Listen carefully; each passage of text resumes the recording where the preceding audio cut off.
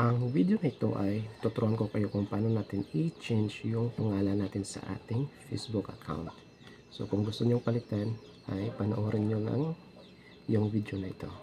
So open lang natin yung ating Facebook app.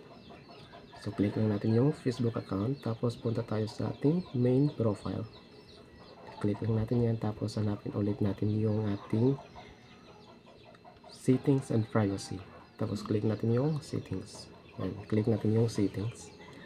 Tapos dito, click natin yung Meta Account Center. Dito, personal details tayo. Tapos click natin yung profile. So dito sa account center, click natin yung profile. Yan, click natin. Tapos yung Facebook account natin, click natin yan. Dito tayo magpapalit ng pangalan natin at username. Kahit anong gusto nyo palitan.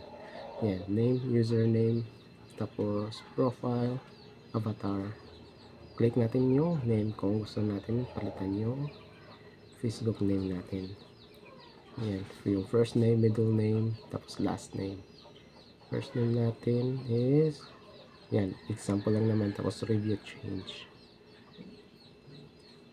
Tapos dito, may option, dalawang option tayo dito kung ano ang ilalagay natin. Kapag nakapag-decide na kayo kung anong ilalagay, save change lang natin. Click lang natin yung save change. Tapos mag-automatic na ma-change yung ating pangalan sa ating Facebook account. So, ganoon lang kasimple kung paano natin i-change yung ating Facebook name sa ating Facebook account.